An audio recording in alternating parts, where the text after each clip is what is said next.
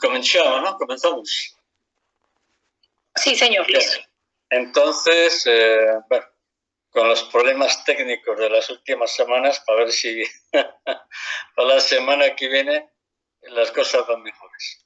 Bueno, seguimos con el tercer tema, en la tercera parte del libro del Apocalipsis. El siguiente tema lo dedicaremos a otra cosa. Pero en los dos temas anteriores hemos descrito las dos bestias, ¿no?, que aparecen de repente en el escenario mundial. San Juan en el capítulo 13 no describe propiamente un panorama social, digamos, político-religioso, que podemos afirmar que se trata de un colapso generalizado, no propiamente. Pero la descripción que hace en ese capítulo nos da la impresión de que este momento es como ya de un colapso de la sociedad. Estos dos personajes, el falso profeta y el anticristo, San Juan los presenta como bestias. La palabra bestia puede resultar un poco dura, pero así lo define. Y estas dos bestias son el falso profeta, el falso apóstol y el anticristo, que son en realidad el punto final de, vamos a decir, de un proceso histórico, ¿no?, que no es otro que la etapa que estamos viviendo, donde se percibe que la influencia del satanismo está fuera de todo. Es cierto que nuestra sociedad se caracteriza por un ateísmo que abarca todo el ámbito social. Ateísmo impuesto por los movimientos ideológicos actuales, basados principalmente por la influencia del marxismo cultural. Estamos viviendo una sociedad marxista, netamente marxista, el cual este marxismo ha llevado a la sociedad a una degradación de la sociedad. Lo estamos viendo, la violencia, la pornografía, todo esto. Es una forma de degradación, donde se nos impone esta cultura marxista se nos está imponiendo por la fuerza a través del feminismo, de la ideología de género, del aborto, de la corrupción de los niños en las escuelas, en fin, de todo eso. Pues bien, entonces, tratando de comprender el misterio que encierra estos textos del libro del Apocalipsis, vamos a seguir todavía en el capítulo 13. Hemos descrito las dos bestias, las cuales son el resumen de dos personajes, que ya hemos hablado de ellos, y los cuales van a tener una influencia en la sociedad mundial fuera de toda duda, la cual acabará siendo gobernada por el llamado anticristo, o por el falso Mesías. Y en un proceso de tiempo más bien breve, va a conseguir imponer su idea política, sus ideas económicas y sobre todo religiosas, pero no en un país o en dos países, sino en toda la humanidad. Y aquí no va a haber, digamos así, alusión de ciertos países democráticos, no. Aquí ya no va a existir ninguna democracia. No estamos hablando de que va a controlar un país, más o menos. No, estamos hablando de que va a controlar toda la humanidad. Y todos los gobiernos los va a tener en su mano. Entonces, ¿cómo podemos comprender esto? Pues entonces necesitamos conocer los orígenes de esta tiranía que vamos a vivir. Y entonces nos trasladamos para entender algo que sucedió en el pasado, porque lo que ha sucedido en el pasado lo vamos a volver a vivir en el presente. Y en el pasado está reflejado en el capítulo 10 del libro de Génesis, en el versículo 8, donde leemos lo siguiente: Cus engendró a Nimrod, quien llegó a ser el primer poderoso de la tierra fue Nimrod. Cus fue el padre de Nimrod, conocido como el primer gran guerrero en la tierra. Esto es lo que dice más o menos los versículos 8 al 10. Entonces, la mención de Nimrod en la Biblia es breve, muy breve, un par de líneas. Describe que fue el primero que reinó después del diluvio. Hubo un diluvio cuando aquello se puso en orden, él fue el primer gobernante, el primer dictador. Esto geográficamente, ¿dónde estaba ubicado? En lo que hoy es Irak, el país de Irak. Entonces, se dice que él fundó la ciudad de Babel y de Europa. Bien, entonces, ahora bien, esta referencia de Nimrod es breve, pero en las, vamos a decir, en las diversas tradiciones extrabíblicas, fuera de los textos bíblicos, coincide en que este personaje fue el primer constructor de la Torre de Babel. Él fue el que dio la orden de construir la Torre de Babel. Pero a su vez lo presentan como el primer personaje de la historia humana que se opuso personalmente a Dios y a todas las leyes divinas. Es decir, a la sociedad de su tiempo, de su tiempo, acaudilló para que la sociedad, la humanidad, se opusiera al mismo Dios, hasta el punto de que él mismo se proclamó un Dios. Entonces lo relaciona a la historia, no solo como constructor de la Torre de Babel, sino que también se opuso, o digamos que se enemistó con Abraham, al cual le persiguió. Y a partir de aquí se fue difundiendo una imagen de un monarca totalmente opuesto a la ley divina. Bien, esto es lo que dice la parte histórica. Bien, entonces, matizado una vez aclarado este hecho histórico, ¿no?, de un personaje del pasado, nos vamos a centrar ya en lo que es el presente. Aclarado este punto, vamos a regresar a la descripción que nos hace San Juan en este mismo capítulo, pero en el versículo 16. Describe un ambiente social bastante inquietante, donde no existe ya ningún gobierno independiente, no hay democracia. En el mundo ya no hay una democracia, sino que todo está sujetado a una sola autoridad mundial. Entonces estamos hablando ya de una tiranía, de un gobierno político absolutamente tirano, donde todos vamos a estar obligados a llevar una marca. Esto, bien, una marca es una señal que nos identifique, una marca que confirme que todos estamos de acuerdo con las normas impuestas. Porque en el próximo periodo histórico que nos viene por delante ya no va a existir ninguna libertad, sino que el llamado nuevo orden mundial nos dirá: señores, ustedes tienen que hacer esto, esto y esto. Y para que nadie se salga del rol, ustedes tendrán que llevar una marca, una identificación, un código. Vamos a llamarlo un chip o como queramos. En los capítulos posteriores, sobre todo estamos hablando de los capítulos 17 y 18, aunque San Juan no lo dice expresamente, describe un ambiente de corrupción generalizado en todos los niveles y a nivel mundial. En la política, en la economía, en la religión, en todos los ámbitos.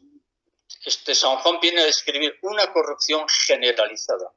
Y aunque San Juan no menciona la palabra iglesia, porque no la menciona, nos lo da a entender al afirmar que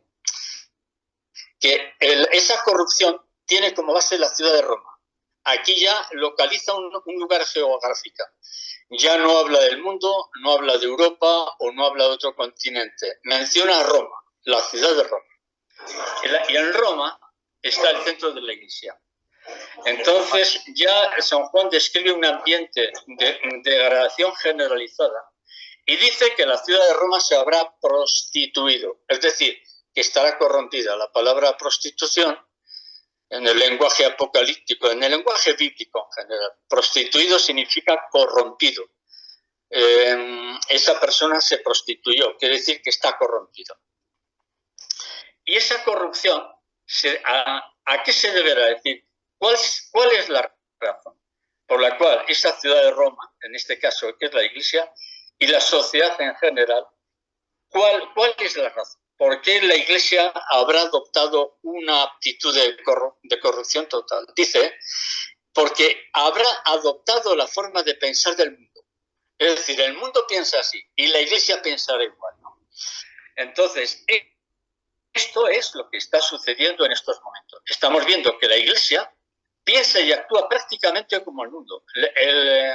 La sociedad dice, bueno, mira, el aborto, hombre, no, el aborto no es No, no está bien, pero en fin, pero hay que comprender, ¿no? Han cambiado los tiempos, ha cambiado la mentalidad y de alguna manera hay que aceptarlo. Pues la Iglesia, de una u otra forma, muy disimuladamente también lo acepta. La homosexualidad no está bien, pero bueno, mira, está cambiando el ambiente, no seamos tan intransigentes, tan intolerantes, tenemos que aceptarlo. Pues la Iglesia, de alguna manera, acepta las relaciones homosexuales. Entonces, esto es lo que viene a decir San Juan, que la Iglesia acaba corrompiéndose porque acaba adoptando o adaptándose a la forma de pensar de los demás.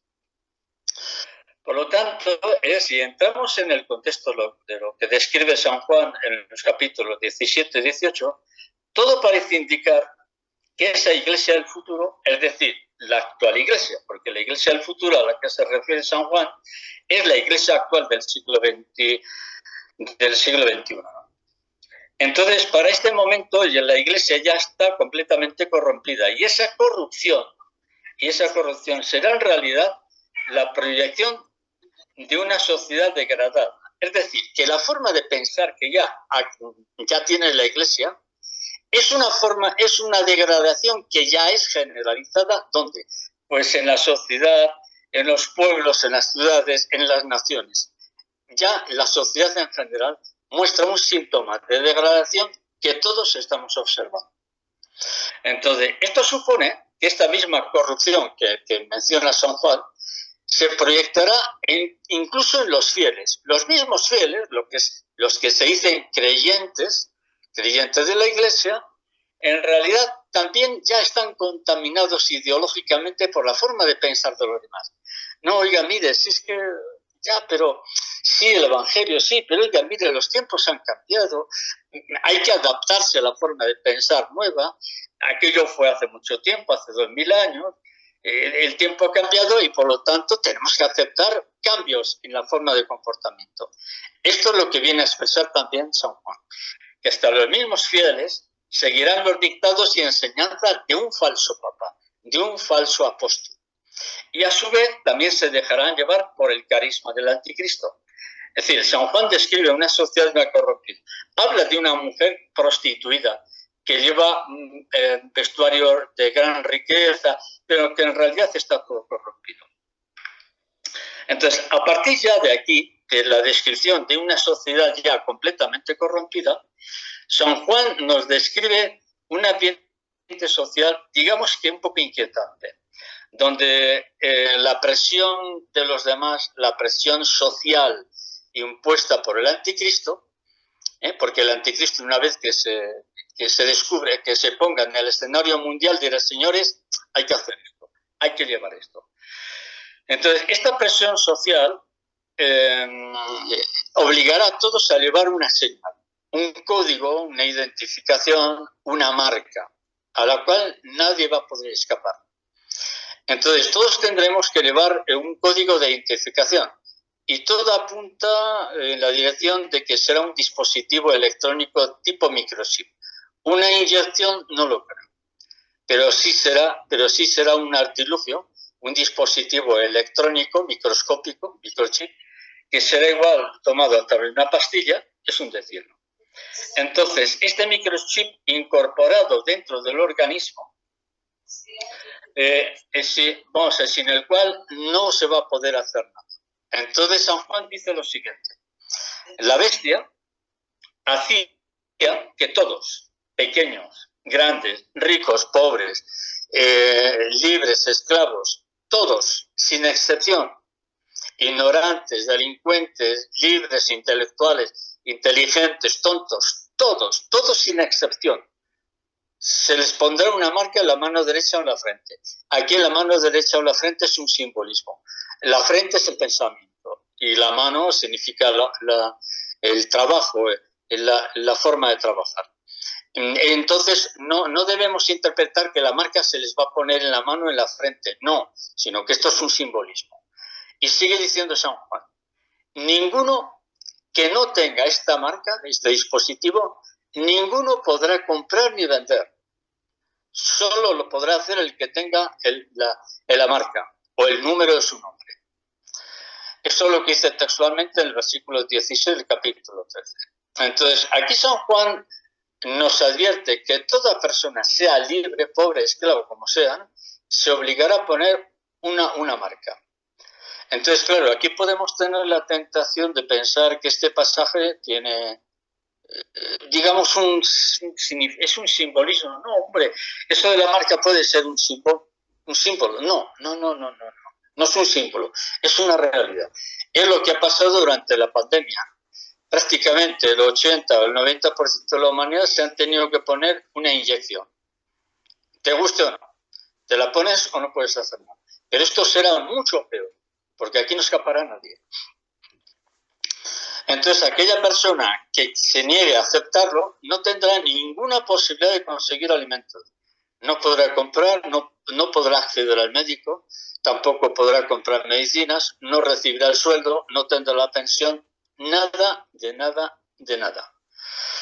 Entonces, a partir de ese momento, cualquiera que tenga esa marca ya no controlará su vida, sino que esa persona pertenecerá a quien lo ha marcado. Por lo tanto, esa persona, al disponer un código secreto de identificación, pueden eliminarlo, pueden matarlo a distancia incluso, en cualquier momento. Por eso ya no habrá, durante la época del anticristo, no habrá cárceles, no habrá presos, no habrá presidiarios, porque estarán marcados y aquella persona que comete un delito la matan al instante a través de un dispositivo, un botón. ¿Cuál es el código de esa persona? Tal código. Se aprieta el botón y queda muerto. Punto. Así va a ser. Entonces, esta sería la marca que menciona en San Juan en el capítulo 13, ¿no? Ahora bien, aquí en el capítulo 16, es un poco más tarde, un poco posterior, capítulo 16. Ya no estamos en el capítulo 13, sino en el 16, en el versículo 2. San Juan vuelve a matizar, vuelve a dar más datos sobre la marca. Entonces nos sorprende cuando dice, leo, el primero de los ángeles derramó su copa sobre la tierra y llegó una úlcera maligna y pestilente sobre los que llevan en su cuerpo la marca de la bestia. Esto es tremendo. A ver, repito. El primero de los ángeles derramó su copa. Aquí estamos hablando de una peste. Parece ser que está indicando un desastre, una peste, una infección, algo. Dice que llegó. Empezó a producirse, llegó una úlcera, ahí que se puede interpretar como empezó a manifestarse, llegó una úlcera, empezó a manifestarse en muchas personas que tenían úlceras en su cuerpo. Y dice pestilente, significa de un olor horroroso. ¿Sobre quién es? Esta úlcera, ¿a quién se le presenta? A los que tienen esa marca, a los que tienen ese dispositivo en el cuerpo. Entonces, de todos aquellos que tienen la marca en el cuerpo de la bestia. Entonces, aquí nos encontramos ante una realidad tremenda, vamos. Esto supera incluso al cine de Hollywood, supera esto. Entonces, aquí nos dice que esa marca que nos obligarán a ponernos en el cuerpo tiene un componente, pero que en estos momentos yo desconozco cuál es. Cuya naturaleza la desconocemos, pero que una vez insertado en el interior del organismo, ese dispositivo electrónico provocará un envenenamiento del organismo. Sin ninguna duda envenenará la sangre, un tipo de cáncer de la sangre, y provocará la muerte en un espacio de tiempo muy breve. Entonces la palabra úlcera, porque aquí utiliza la palabra úlcera, y también en otros momentos lo traduce por llaga, tanto úlcera como llaga se trata de un cáncer. Hay que traducirlo por cáncer. Entonces, este dispositivo incorporado en el organismo humano no solo va a envenenar la sangre, sino también todo el sistema inmunológico quedará destruido. Pero a su vez, esta marca, esta señal, este chip, tendrá la facultad de desconectar el alma de la persona del cuerpo y de la mente. O sea, aquí estamos ante algo tremendo, pero esto es pavoroso, como suele decirse. Hay alguien que lo menciona el siglo pasado, a ver si recuerdo, sí, Rudolf Steiner, un científico. Hace 100 años decía que a través de una inyección la medicina conseguirá bloquear, es decir, desconectar la parte biológica del hombre de la parte espiritual. Esto es tremendo. Dice, a través de una simple inyección. recordemos lo que ha pasado durante la pandemia, la falsa pandemia. Pues aquí estamos hablando de algo prácticamente igual. Y entonces,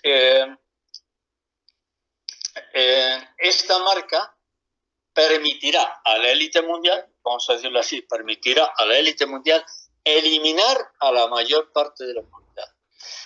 Bien, el problema de todo esto radica en que si no tienes este dispositivo, vamos a llamarle microchip, si no lo tienes, estás excluido de todo. Serás un paria, es decir, serás el último idiota de la calle. No tendrás ninguna posibilidad de ser atendido médicamente ni tampoco medicinas, como le hemos dicho antes. Nada de nada. No podrás comprar casas o no podrás comprar muebles. Nada de nada. Por otro lado, estamos viendo que todos los gobiernos del mundo están sujetos a lo que conocemos como el NOM, el Nuevo Orden Mundial. Y vemos que los gobiernos ya en general están siguiendo las órdenes del Nuevo Orden Mundial. De todas formas, ya para finalizar un poco, que lo que acabo de escribir es bastante dramático, es duro decirlo, pero es muy dramático. Lo que es bastante dramático lo que estamos viendo, ¿no? Pero aparte de eso, hay una esperanza. ¿En qué sentido? Aquí tenemos que ir al sueño que tuvo el rey Nabucodonosor. Estamos hablando ya del libro de Daniel. Nabucodonosor contempla la imagen gigantesca de un hombre y ese hombre su cuerpo está formado por distintos materiales. Él ve que la cabeza de ese personaje gigantesco es de oro, la cabeza de oro, el pecho de plata, el vientre de bronce y las piernas de hierro. Entonces Daniel le tradujo diciendo que esos imperios vendrán inmediatamente detrás de Babilonia, detrás del rey. Pero Daniel viene a decir, habrá un imperio futuro, que ya no corresponde con esos reinos, que en los siglos futuros, que será muy breve, de muy breve duración. Y es cuando le describe que la planta de los pies, lo que es el pie, la planta de los pies, está formado, él lo ve, que esa figura gigantesca está formada por virutas de hierro mezclado con barro cocido. Eso no tiene ninguna resistencia. Virutas con barro cocido, eso no resiste nada. Pues bien, esa planta de los pies que tiene las dos plantas de los 10, ¿cuántos dedos son? 10 dedos. Pues da la casualidad que esa bestia que ve San Juan en la playa, aparte del anticristo, hemos dicho que se trata de la Comunidad Económica Europea. Y efectivamente el anticristo estará centrado en Europa. Entonces, San Juan viene a decir, Daniel viene a decir que ese imperio será muy breve, muy breve. ¿De cuánto? No lo dice, pero cuando describe la eliminación del sacrificio perpetuo, viene a decir que después ese imperio no durará más de 3 años. Entonces, ese imperio ya está empezando. Porque de alguna manera el anticristo está ya por aparecer en muy breve espacio de tiempo. Entonces la situación que se va a vivir va a ser dura, pero yo creo que conociendo estos temas debemos tener una cierta esperanza, porque esa tiranía que se va a implantar, que ya está empezando a instalar, va a ser breve, no va a durar más de 3 años y pico, no va a durar más. Entonces, esto nos da la esperanza de que hay que aguantar lo que viene, habrá que aguantar, habrá que prepararse espiritual y psicológicamente, habrá que prepararse. Bien, pues esto es un poquito los apuntes respecto a la marca de la bestia. La marca de la bestia ya la van a imponer dentro de poco, cuando este personaje aparezca. Pero a partir de ahí ya sabemos que es un periodo duro el que viene, pero que no va a ser largo, el Daniel dice no más allá de 1260 días, ¿de acuerdo? Entonces, algunas dudas que haya, empezamos a plantearlas. Sí, profe, acá está. ¿Qué se puede esperar en Argentina con la Agenda 2030 en los próximos años? ¿Cómo repite, por favor? Es una niña de Argentina que quiere mudarse al campo, porque te quiere preguntar qué puede esperarse en Argentina con esta Agenda 2030 en los próximos años. Es muy difícil responder a esa pregunta, pero si tiene alguna posibilidad de independizarse de los núcleos urbanos, yo lo aconsejo. Y en las ciudades, pues bueno, las profecías hablan claramente que incluso los que viven en las ciudades serán protegidos, pero la persona tiene que hacer una alianza con Dios, es decir, tener el valor de decir ante esta situación, yo pongo mi vida en tus manos, ¿no? Porque lo que vamos a vivir, aquí no hay ninguna broma, ¿eh? Esto va a ser tremendamente durísimo, pero durísimo. Y lo estamos viendo. Yo desde hace 2 años vengo advirtiendo, el 2023, estamos en mayo del 2023, se impondrá ya prácticamente los 17 puntos del nuevo orden mundial que exige para todos. Entre ellos está la agenda del lobby gay, la eutanasia, el aborto, pero ese es uno de los 17 puntos. Entonces, ¿qué es? Tendremos que jugarnos, ¿no? Es decir, aquí tenemos que poner la fe en marcha, pero una fe ciega, de que Dios no nos va a abandonar. Profe, ¿que usted por qué cree que ha temblado tanto en Colombia? Hombre, Colombia, Chile, Ecuador, Perú, Panamá, Costa Rica, Guatemala, Nicaragua, México, toda la parte oeste de Estados Unidos hasta el estado de Washington, ya bordeando Canadá, es la línea de fuego. Ahora, si tengo que hablar de un punto de vista geológico, una noticia buena es que tantos temblores no es malo, porque libera mucha energía.